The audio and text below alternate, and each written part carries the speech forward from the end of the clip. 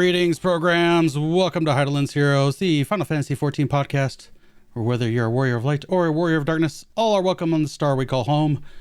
Patch 6.25 dropped. It is fantabulous. We're going to talk about that. If you haven't already and you're watching it on YouTube, click that like button, drop a comment down below, subscribe for more content. But yeah, we're going to dive into this fabulous little patch. Got some good content and some funny moments, and we have some things to discuss about the future of said content. But with me, as always, my fellow co-host, he is the Hildibrand to my Nashu, and Mr. Piers Harvey. How are you doing, sir? Well, usually it's a hero and a villain, but those are both kind of heroes, I guess.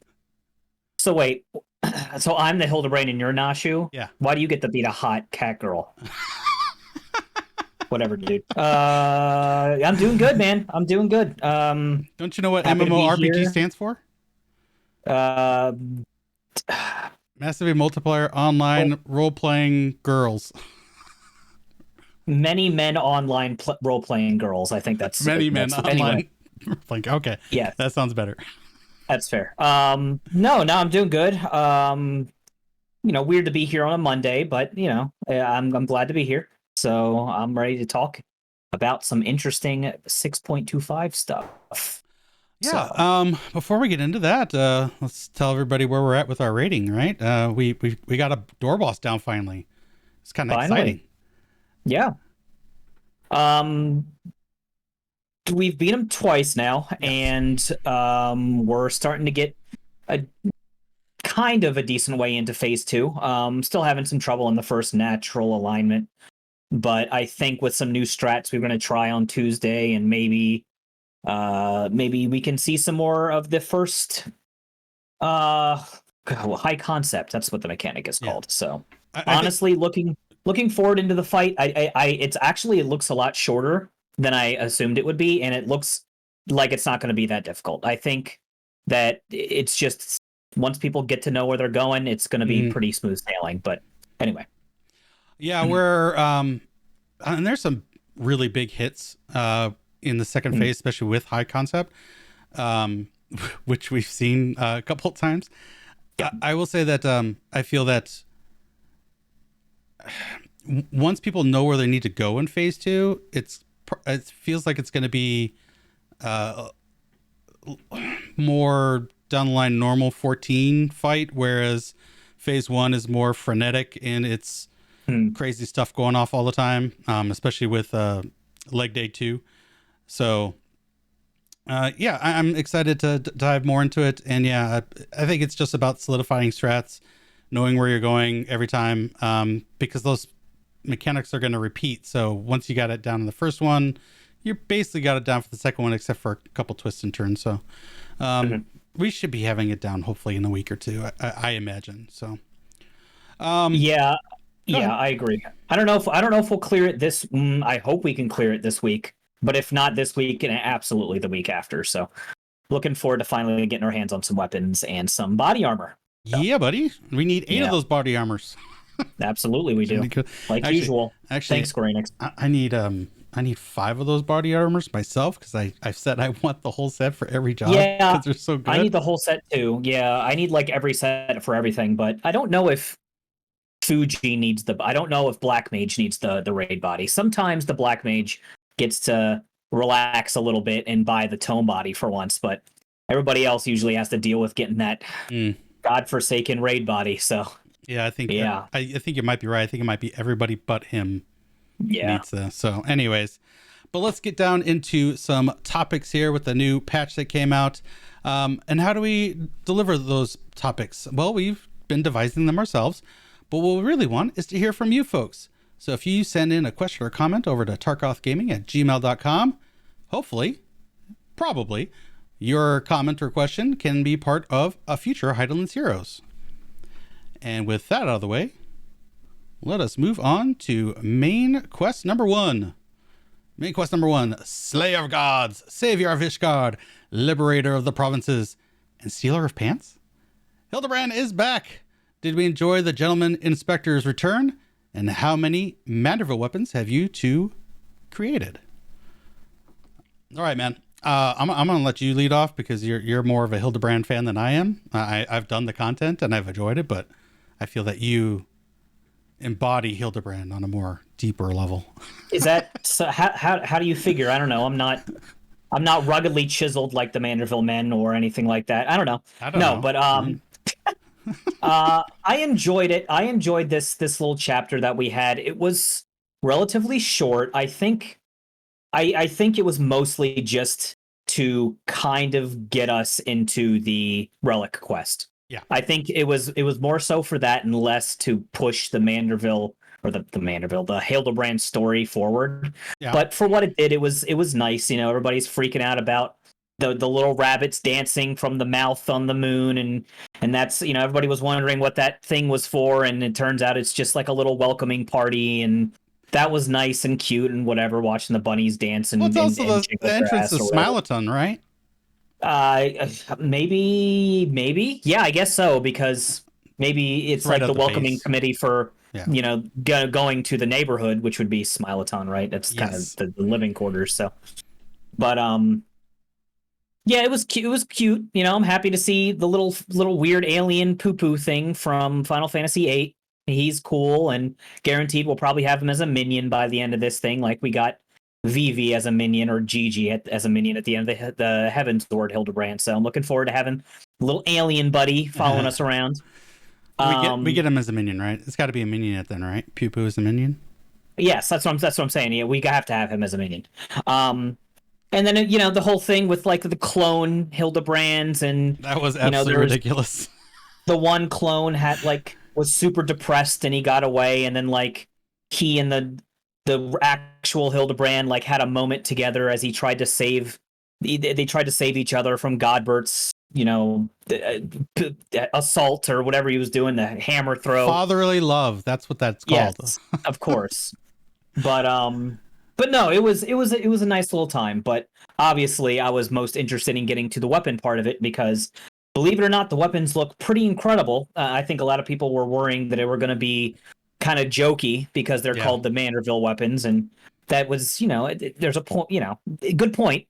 But they turned out to be pretty nice. So I have been able to make 2 weapons so far, and probably going to work on a lot more than that. But of course, we're all going to be gated by our astronomy tomestones. Yeah, I So was hoping it's poetics.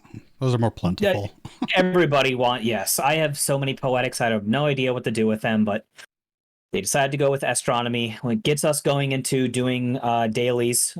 Doing dailies I don't normally do, like 90 roulette, and even like 50, 60, 70, even stuff like leveling roulette I don't normally do, but now I'm doing it so I can not only get some clusters, but also get some astronomy so I can work on those Manorville weapons. So Yeah. all in all, it's a pretty good time. I think just tomestones is kind of a boring step, but usually the first step to a relic is boring. So hopefully they can evolve it into something more interesting down the line. But I'll shut up for a while and let you talk. To your point about the weapons, I haven't gotten any because I didn't have any astronomy, and I've been working on my crafting, and I just emptied my astronomy and getting materials for pots. So yeah. Rip on that.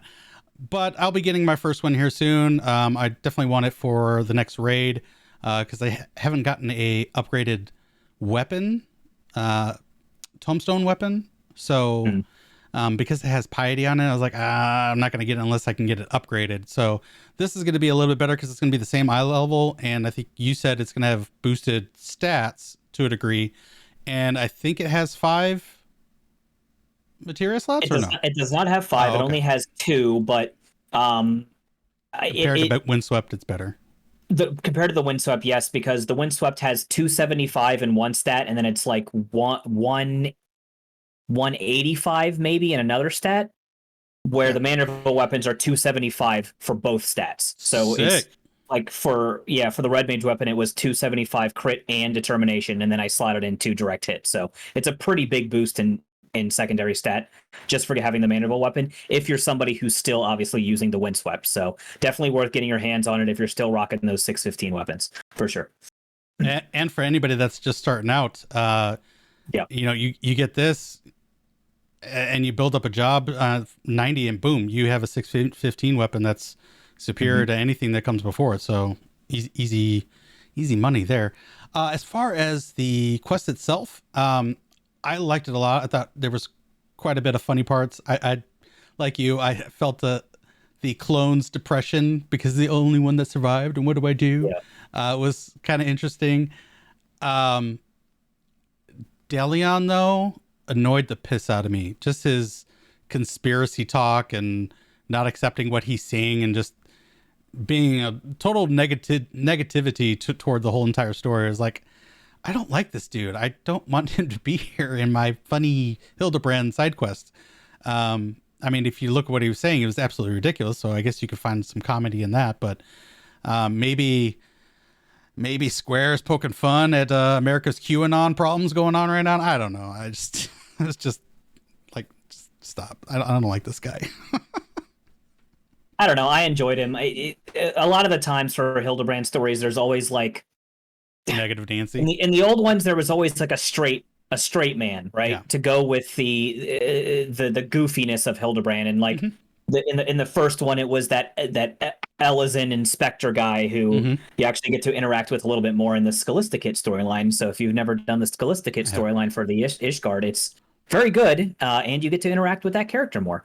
But yeah, it seems like there's always like a kind of like a straight character or like a foil to Hildibrand, and I feel like this is the foil to this story for the Hildibrand, is this kind of conspiracy nut. I think he's funny for what it is. It's funny to see someone just completely disbelieve everything, or he sees.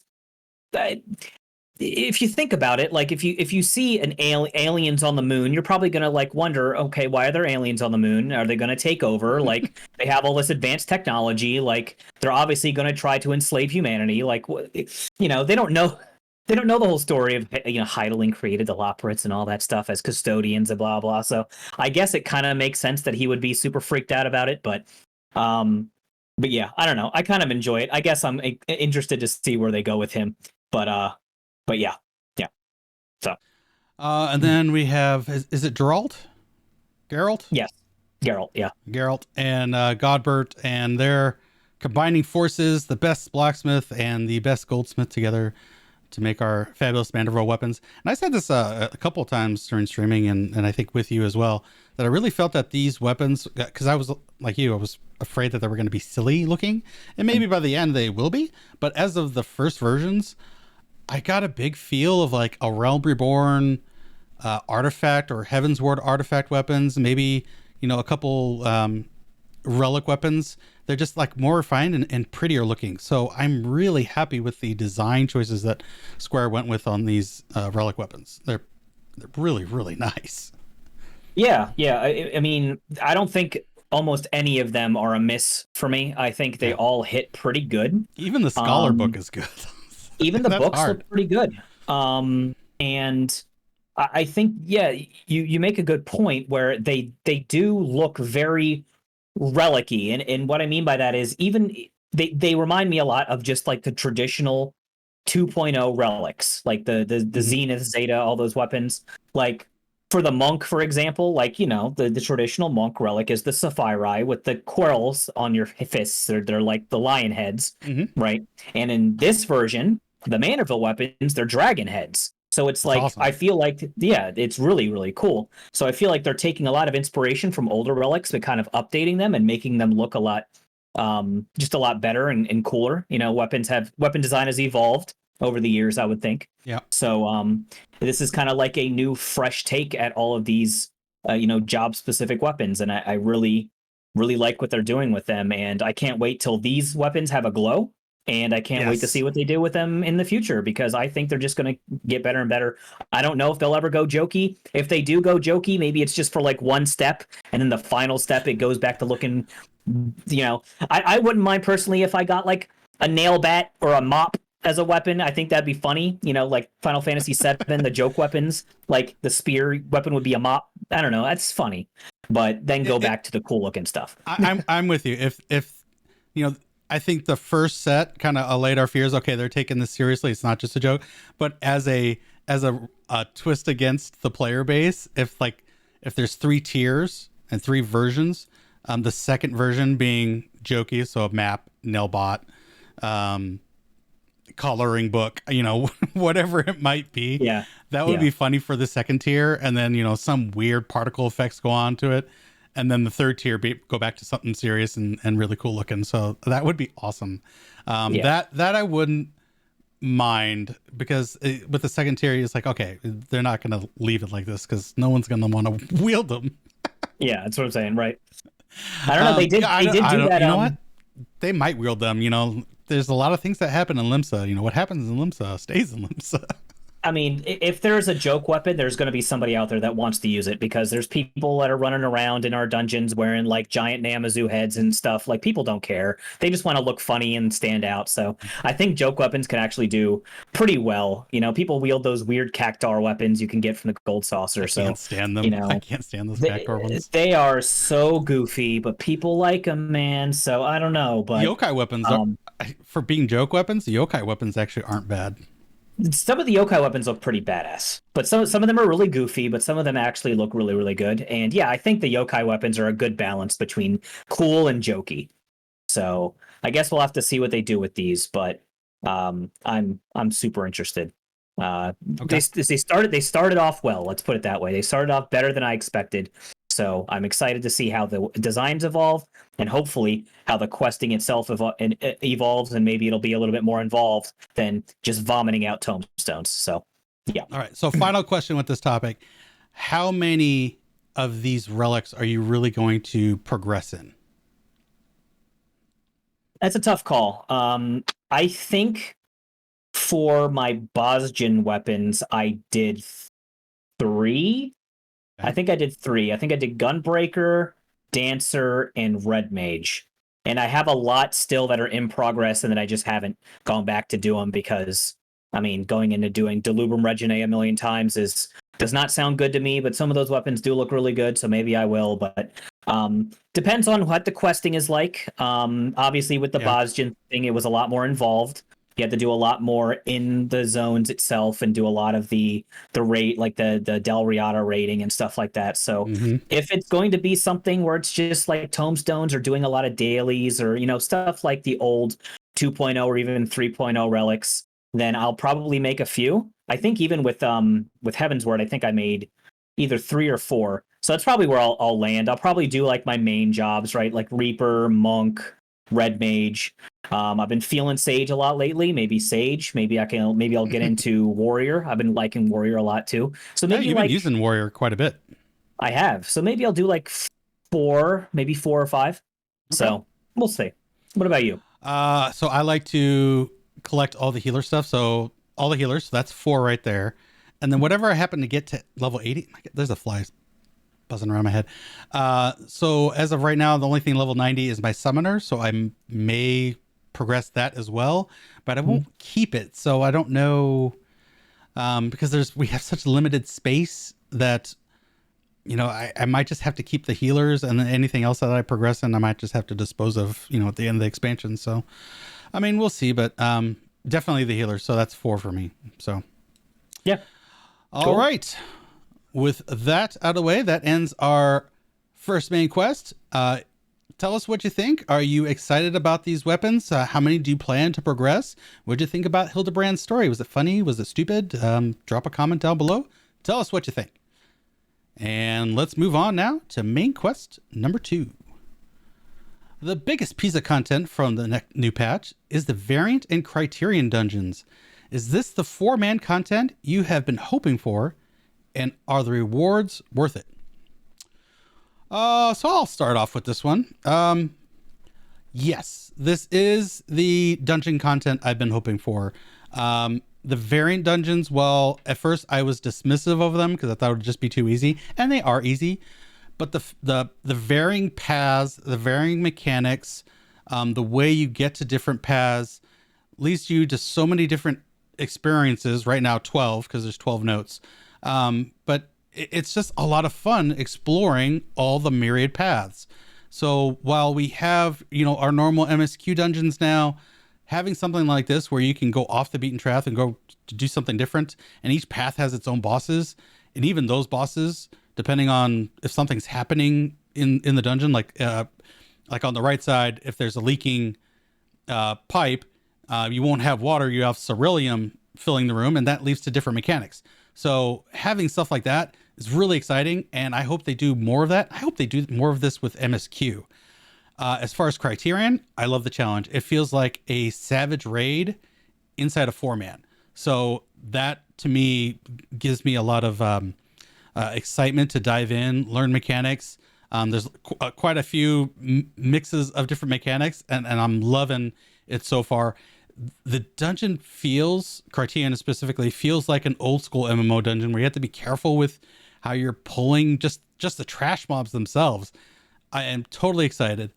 The last point, though, is the reward structure. Everything with the variant is okay. You get pot shards, kind of like you would with Deep Dungeon, and you can turn those in for rewards. They aren't really anything to write home about, but, there's something.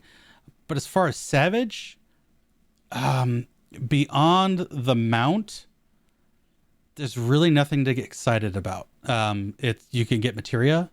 I think you can get an orchestrion roll. Yay. But I think that's something that's severely lacking as far as rewards for the Criterion Dungeons. Piers, though, what are your thoughts on variant and Criterion, my friend?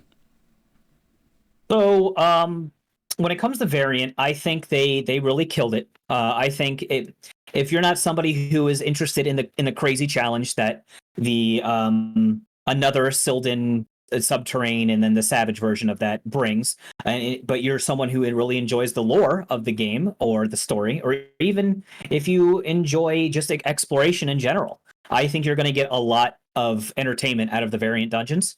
I think that it's really interesting, all of the different branching paths, like you said, all of the different things that can even happen in the dungeon that, just like you said, makes the bosses mechanics a little bit different depending on what's just happens to be going on when you visit the dungeon that time. All the branching paths, I think I said that already. There's some puzzles that you have to solve to get certain paths, which I really, really like. Depends on, obviously your enjoyment will vary depending on if you want to follow a guide or if you want to try to figure out everything yourself. We'll definitely talk about that last point there. Yeah, you can experience this content by yourself or with any size party. I like that a lot. I think obviously if you go by yourself, it'll probably take a lot longer, but you can go at your own pace, or you can bring some friends along and go with you. So I love that aspect. You can change your job in the middle of the dungeon if you want to. There's that. It's really, really cool. The rewards are fine. Like you said, you get the pot shards. You can buy some interesting stuff with that. Some glamour stuff. You can get that new, like the Blues Brothers drip, as they say. You can get a new emote. All of these things you can buy from the market board, though, which is strange. I kind of wish that they were stuff you could only get with the pot shards. That way it was something you could actually work towards and not just dump gil onto. But sure. I mean, I guess that's a way you can make some money. If you are low on gil and you want to make some cash, you can do some variant dungeons and sell some of the rewards from that.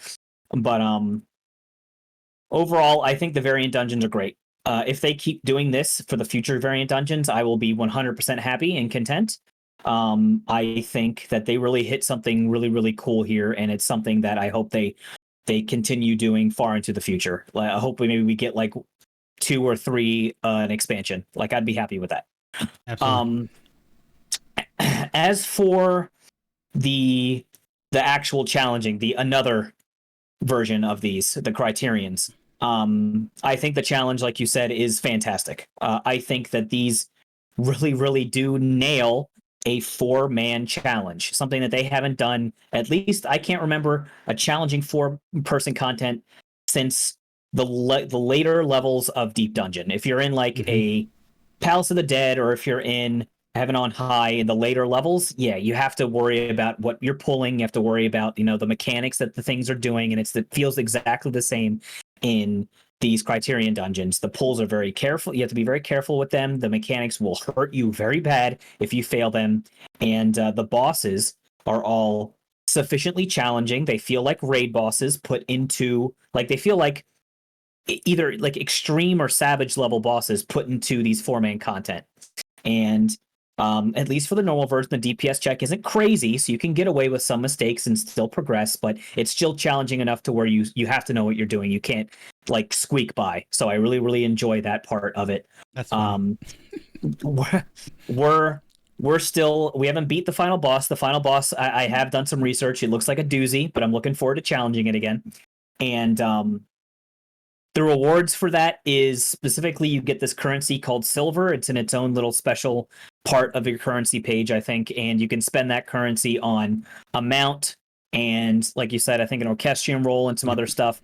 Apparently, these can directly drop from the dungeon if you complete it. If you're lucky, something like the Delubrum Regine thing, where at the end maybe you get lucky and you get the mount. Ooh, Yay. but you can also buy them with currency. So I think if you do see any of those, I think it's like the Sildahan Thrones out there on the market board. Yeah. Probably someone got them as a drop because I think you only get 4 silver a run, and it costs 100 silver to get the mount. So it's going to be a lot of doing that dungeon. But hey, I'm looking forward to it because I'm having a lot of fun with it. As for the Savage, like you said, the Savage is another thing altogether. You have the mobs not only hit harder, but they have more HP. And if you die at all, there's no raising. So it has to basically be a perfect run from the beginning all the way to the end. That includes all of the trash pulls. That includes all of the bosses. And there is an enrage timer as well, unlike the normal version. So for the dungeon. An enrage for the dungeon. Yes, for the dungeon, yes. So there's that. And the reward at the end is a title. And you get something called, I think it's like a manuscript or something, which you can exchange for some very basic rewards. I think that there is an earring you can get. It's like the silky earring. Ooh. And I can't remember what else there is. There is a few things that are just strictly bragging, right? Oh yeah, it's a housing item. You can get a banner for your house.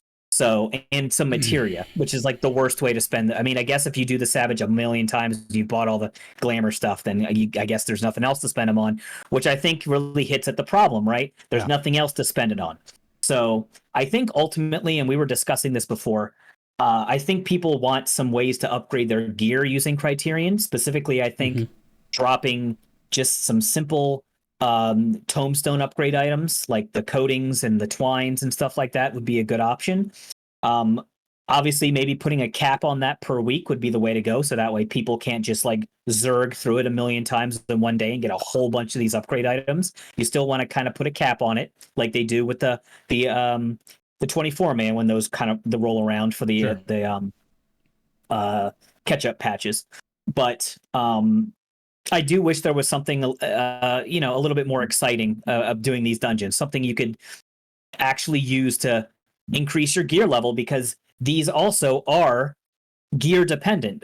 Both the regular and the Savage versions take your gear into account. You're not synced in either of those contents, which means that you're going to have the best time going in best in slot. So the fact that there's no way you can increase your gear level by doing this content, but it still expects you to be of a certain level to do it, is a little weird for me. So that's kind of where I stand on it. I feel like they're going in the right direction. I feel like hopefully they do take a lot of the feedback from people that say, hey, these rewards are not kind of doing it for us. I like the glamour. I like the mounts. Those are all cool. Keep those, but maybe give us an option that we can use to increase our item level. I think that would be ultimately something they should take a look at. And I'm looking forward to seeing what they do, because I think they do take our feedback to account when they design these things. And I think that maybe we will end up seeing something like that in the future. So. To your point, we had this discussion the other night, and you might not have been present at that time, but I feel like this might be the perfect opportunity for some horizontal progression. Maybe put, not necessarily drops, but you maybe use that silver for 620 gear. Use that silver for upgrade items, and it could be the exact same items that upgrade the Criterion gear. As well as the tombstone gear. It gives you more options. Yes, they did have to craft, another set of gear, but many times have they reused assets. So I don't see why they couldn't do something like this, Alexander 2.0 set, something of that nature. It doesn't have to be like that, but there's a lot of assets that they can reuse, recolor, and make into viable alternative gear sets, alternative gears of sourcing, sources of gear. Because right now all we have is just Savage Raids. If you want to be 630, you can't even get the upgrade items from hunts currently. You're gonna have to wait till next patch on that. So I think this would be a perfect opportunity for them to think about more horizontal progression, especially if they're continuing to do Criterion. I think that the feedback they're getting is overall positive with how the content itself is. I think the negativity is just on the reward structure currently. Yeah. It's funny we're having this discussion because I just watched Mr. Happy's latest video. Shout out. Nice. About how he was responding to, I think it was Svea, who was like one of the world first raider kind of people who's a black mage. About gear. His post about gear, yes, about how he's not really super happy with the gear progression these days, and just talking about some possible things to rectify the situation. And he did say, and if you remember back in Heavensward, there was that weird Dune Scathe thing with the Ultima weapon where you could do that once a week and you could get an accessory. Even if the Criterions were just accessories, just right side, but they were just an alternative right side, right? Call them the Sildahan accessories. I don't know. I don't care. Like you said, recolor them, whatever. But even if it's an accessory, you do it once a week and you can get an accessory and boom, there you go. Now, I think Mr. Happy in his video did say that the weird Ultima weapon thing was at the end of a patch. It was like, 3.5, and we were waiting for the new expansion. Yeah, so it was in the middle of a 24 man. So yes, right. So it was kind of a catch-up patch. So I guess I can understand where it would be, maybe not as graceful to put it right in the middle of a non-catch-up patch. But I still think there's something they can do to make this more interesting with the rewards. So, I'm looking forward to what they do because, for me, it's even with the reward thing taken out, it's all thumbs up for me. Even if the Savage version is really daunting and scary to me to do, it's super duper scary. I think I'll scary, huh? I probably won't do it. I think we'll clear the normal mode probably pretty easy. But I don't think that we'll do the Savage. At least I don't want to do the Savage until we're Biss. Once I'm Biss, then we can talk. But man, that scares me. So that's interesting. I've never had a piece of content scare me. I guess I've been anxious about, when I first started doing Ultimates. I was anxious about doing Ultimates, but I've never been scared to do a piece of content. I guess it's just a sunken cost kind of thing because you can get all the way to the final boss and you could be in the middle of one of the mechanics and just somebody screws it up by going the wrong way. Maybe they went right instead of going left, and then you got to do the whole thing over again. You got to fight all of those ads. You got to fight Silky again. And you got to fight all. It's like it's the same as why I'm scared to do a 200 run of Palace of the Dead solo because of that sunken cost. Getting to floor like 185. Dying to a chimera and then just losing the last 5 hours of my life. You know what I mean? So there are people that thrive on that stuff, but for me, that's just scary. So what I'm hearing is Piers doesn't want to do Criterion Savage with Tark. No, please, I'll do it. I think if we're going to be doing this content enough to get the mountain stuff, I'm assuming. And hopefully by then, all of the boss mechanics will be like a snooze fest to us. Yeah, they'll be ingrained in our brains so hard that it'll be easy mode. Exactly. But that's the end of this topic. Tell us what you guys think about it. Have you been liking the variant dungeons? Do you like the multiple paths? Do you think the rewards are okay for what they're giving us, or do they leave something to be desired? Drop a comment down below. Tell us what you think. And with that done, let's move on to main quest number 3. So, there's a new trailer that dropped last week. Nothing crazy. Just more Final Fantasy 16 goodness. With this, new tweets from the producer and director, as well as character updates on the main website. Are we now in full hype mode for Final Fantasy 16? And we're going to cut to some B-roll here because this trailer is amazing. I'm going to start with the last part first. Are we in full hype mode? No. Am I hyped? Yes. But we still got like 8 to 10 months before we actually see this game. So the full media swing is not in effect quite yet. There's going to be some interviews that Yoshi P and the director are going to be going into here in the near future. So I'm a little bit more interested in that. But yeah, we're close, dude. I mean, this trailer is sick. Characters we haven't seen before. The updates on the website really dive into those character backstories. Not to mention, you and I had a discussion on, which dominant is attached to what character, and that kind of all fleshed that out. So that was kind of happy for that. But yeah, this game can't come soon enough. Piers, what do you think? When I start watching channels on YouTube that have like 10 subscribers react to this video, react to any video, you know that I'm in hype mode. Okay, that's when you know I'm in hype mode. I'll do this for very few things. Normally it's stuff like Final Fantasy, or if it's a new like 14 expansion, I'll watch people like, react to the trailer or something. Like, that, I did that for Devil May Cry 5. That's when I'm in hype mode. So I am absolutely all in for this game. I've been all in for this game since day one, and everything I hear about it makes me more and more excited for it. At first I saw it and I really liked it. It looks like they're going with like a Devil May Cry kind of game. Looks like character action, looks very frenetic, looks fast, looks like, you're going to have to, there's some strategy involved, dodging, stuff like that. Stuff that we haven't really seen in a good Final Fantasy. And I do say good. We've seen it in some mature themes, yeah, for sure. We've seen it in some lackluster Final Fantasies. This, like, the whole action thing, 15 could have done it a little bit better.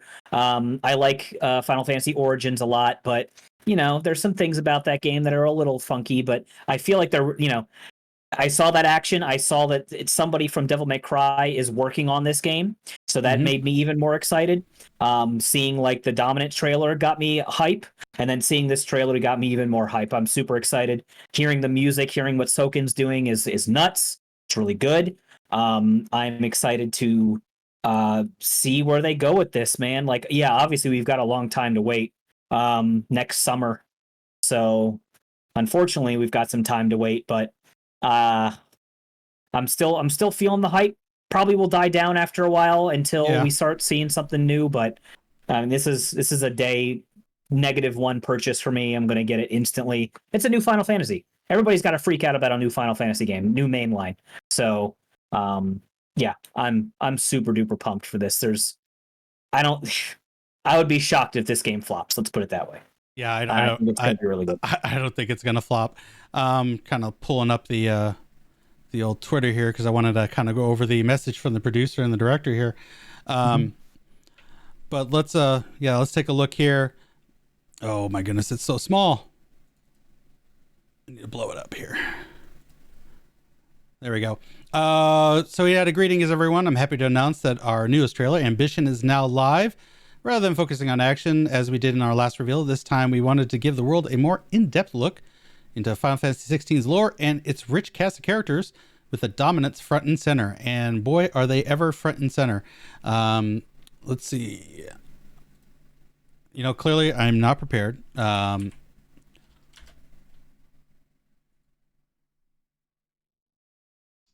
on. We got big reveals on quite a few of them. We've seen Hugo Kupka. He's the dominant of Titan.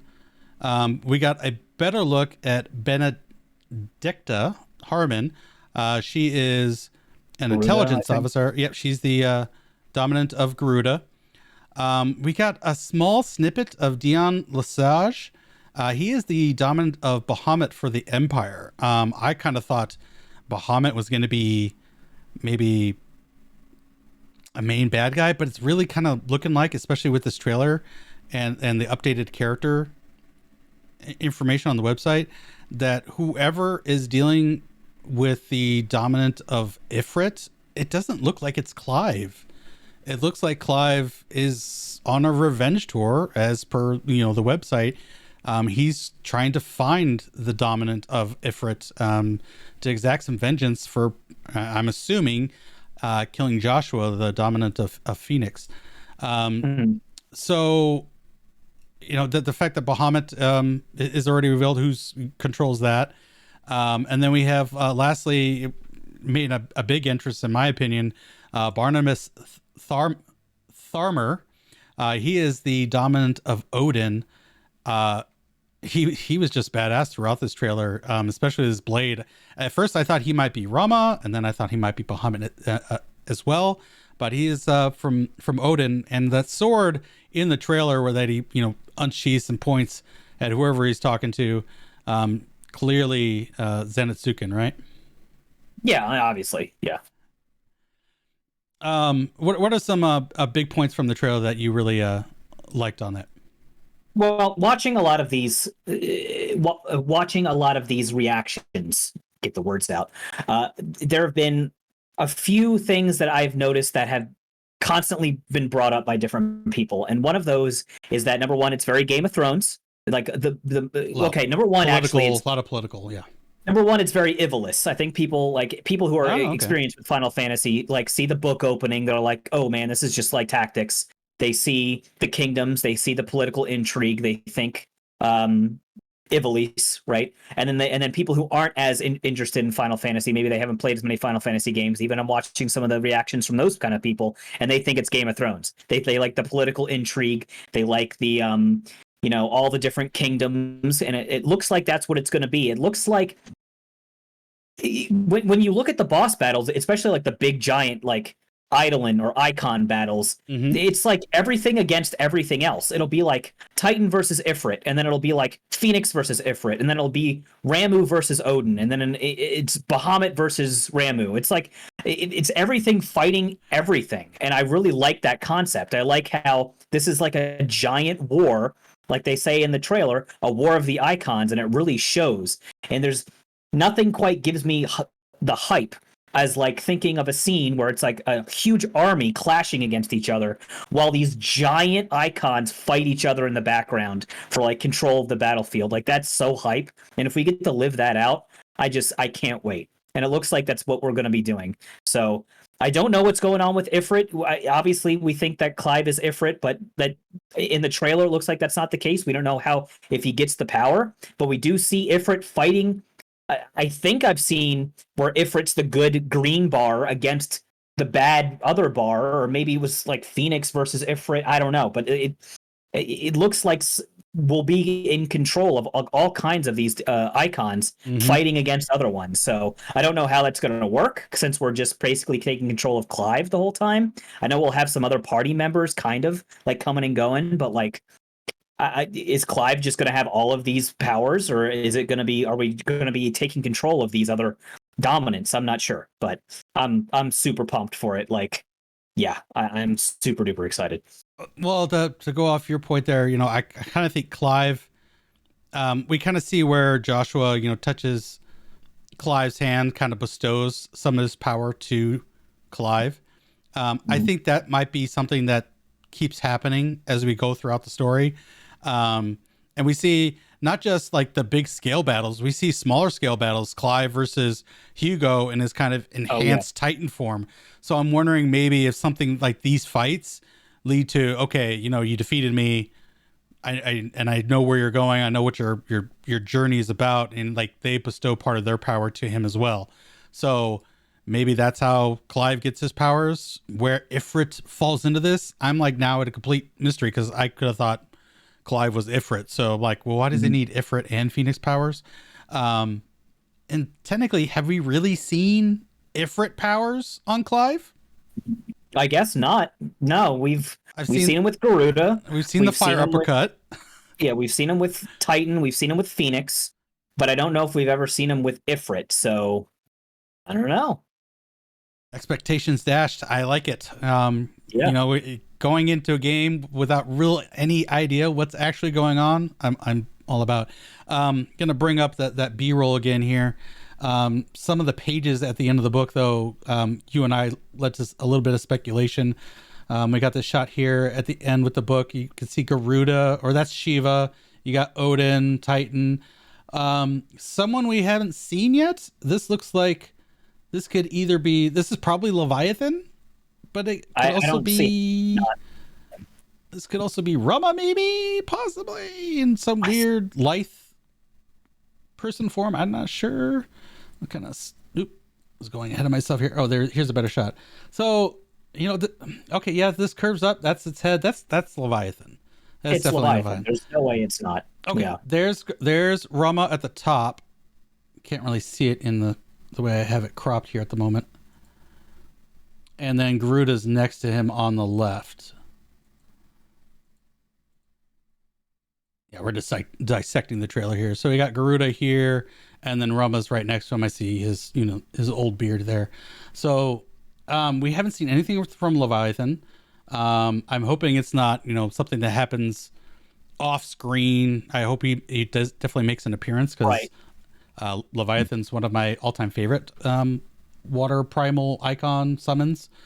And then the final shot, which has led to much speculation, because we haven't seen anything with Phoenix or Ifrit, and a lot of people are speculating, and you actually brought this to my attention, and it kind of really gelled with me, is that this could be the merging of the two icons of fire, a Phoenixrit, yes. Phoenixrit. What do you think about this last page that kind of led to some pointed speculation among all the creators out there? It's interesting because number one, obviously it's awesome to see all of the icons on a page, right? But number two, there's obviously a lot of speculation. Who is that at the top of the page? Is that going to be Ifrit and Phoenix merged together? Why are they on top? Why are they above all of the other icons? Are they stronger? Maybe they needed to be torn apart into two because they were too strong, and the other icons did that sometime in the past, and them coming together speaks omen to the world, or it could be any number of things. It's just all speculation, and they have a million ways they can go, and at this point they've already written the story. They're just debugging, so they've got something I'm interested in, and I'm foaming at the mouth to see where they're going, because this is hype. This is old school Final Fantasy hype that I haven't felt in a long time. Not since I can't even remember the last time. Maybe 12, because I knew 13 was going to be weird, and 15 was in development hell for so long. And I think this is the first Final Fantasy in a long time where I'm actually man, it feels good to be a Final Fantasy fan. So, I agree with you. Besides the 14 expansions, let me preface. let me rephrase the mainline initial drops. Player, yes, mainline initial. Yeah. Well, even 14, I'm saying initial drops. Yeah. I'm not even talking expansions. Just initial drops. Final Fantasy 14 1.0 was an absolute abject disaster. Yeah. It was so awful. I'm pretty much there with you. I remember when 12 came out, I was so hyped for 12. And I played the heck of it, never finished it. The Gambit system was a little wonky to me. I couldn't really wrap my head around it. Now in my older age, I'm probably sure I could figure it out. 13, I was mixed on. I liked the game. I liked its combat. But 15, its whole development process and the whole Nova Fabula and Crystallis thing was just kind of this weird marketing gimmick that Square was doing, and it left kind of weird taste in my mouth. So the game, I think, kind of suffered from that as well. That being, it was the last one on the PS3. So it was showing legs from that system. Not to mention, wasn't it the Crystal engine that they were using? They had so many problems with that engine. Square, stop making engines. Okay, use Unreal Engine 5. It's out. It's available. I think you're using it for 7 Rebirth. Awesome. Looks great. I think this game is also possibly using it as well. Question mark? I'm not 100%. I'm not 100%. But looks really good. Looks really good. But yeah, and I have faith in Yoshi P. 15, again, was part of that Fabula Nova Crystallis shenanigans. Finally cut off from that 13 versus to make its own game. But even on its initial launch had its own problems to the point where finally, when after many DLCs and packaged them all together as a Royal Edition and updates and all this, finally became a game which people actually enjoy. Yeah. Yeah. So yeah, I'm right there with you. I am hyped to pick this up on day one. Stream the hell out of it for everyone. I don't care if you've seen it or not. It's going to be an absolute spectacle. I'm going to finish off Yoshi P's message from the producer here, though. With regards to development, the team has turned the corner and entered the home stretch and is currently concentrating its efforts on debugging, tweaking, polishing, and optimization. As for promotion of the next few weeks, myself, main director Hiroshi Takai, creative director Kazutoya Mahiro, and localization director Michael Christopher Koji Fox will be taking part in interviews with multiple media outlets from across the globe to bring you even more information. So make sure you keep your eyes out for those as well. So to wrap it all up here, they're saying they're in their home stretch, debugging, tweaking, polishing, optimization. And the trailers say summer 2023. Could this release date maybe be a worst case scenario release date? And we actually, if everything goes well and everything's done, that we get it sooner than expected. I don't know how soon we get it. I don't know if they. I can't remember the last time like a game has come out sooner than initially thought. Usually, I'm used to so many delays that at this point, like if something actually came out, number one, not just on time but early, that'd be crazy to me. Xenoblade Chronicle 3 came out sooner. They delayed one game and they bumped up. No, Xenoblade Chronicles 3. I do remember, 3 kind of just came out of nowhere. Like I wasn't expecting it to come out so fast. I thought 2 just come out. I'm wrong, obviously. I haven't played. I need to go back and play 2, and I'm really excited for 3. But just time and money, man. Yeah, I guess you're right. Yeah, but Xenoblade's a big I say it's a big moneymaker for Nintendo and for Monolith Soft, but I mean obviously Final Fantasy is literally Square Enix's IP. Yeah, the cornerstone. The cornerstone. So I guess they could do it if they wanted to. I don't know. Maybe May. Maybe I'd be down with that. Yeah, absolutely. I don't know of anything else because from what we know so far, the only 2 major releases coming out are going to happen in December with Crisis Core Reunion. Mm-hmm. And then Forspoken, the often delayed Forspoken, coming out finally in January. So I don't see why, if everything wraps up and they're in a good position to release it early, like in May that you said, it's only coming out for PS5 currently. I'm sure it's going to have 1 to 2 years of exclusivity before it hops onto PC. But yeah, I don't see why that couldn't happen, right? It could. It's plausible. Especially if they're if they're in the home stretch, as Yoshi P says. As you say. Yeah, that's fair. If they're really just doing debugging and polishing, then I don't see how that takes another 6 months, right? So yeah. The only thing I think that could maybe make it locked in for where it's at is 14 and major patches. Yeah. They're not going to want to release this game anywhere near a major patch for 14 and dilute people coming to the new patch, so or vice versa. No, I got a raid, I can't play 16 right now, so I'm super excited about it. Any last thoughts on Final Fantasy 16, the trailer, the letters, the characters? I'm just super duper hype. The music was really good. Music is good. I think I said that already, but the music was good. So give me more of that, please. Soken, man. He's taking the reins from Uematsu, and he's like, yep, I'm making it my own, and he's killing it. He's killing it. I think if there's anybody that could take Uematsu's place, it's probably Soken. So, all right. And that is the end of that main topic. With that out of the way, drop a comment down below. Tell us what you thought of the trailer.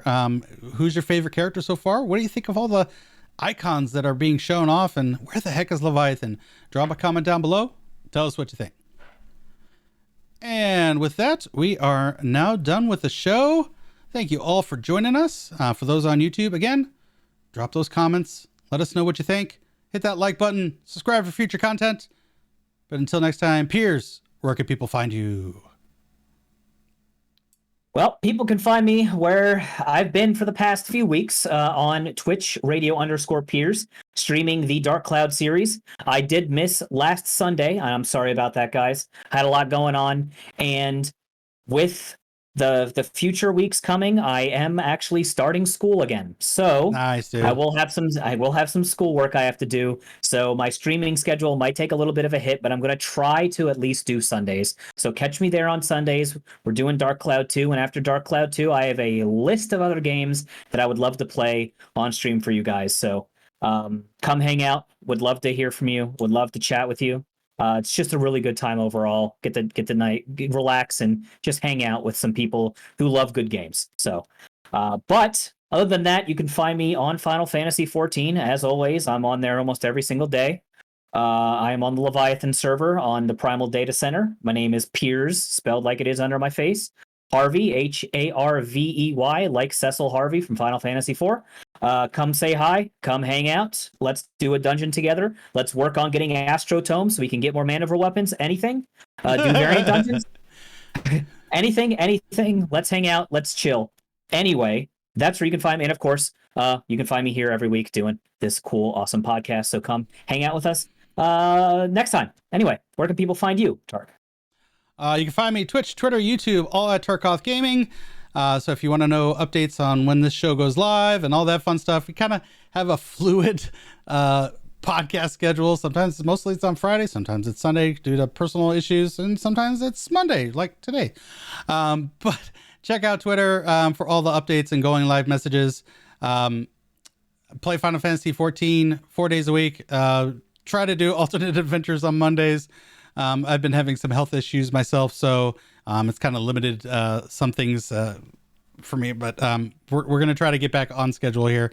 But until next time, y'all take care of yourselves, stay safe, and remember, Master Control oversees all on the grid. End of line. See ya. Bye, guys.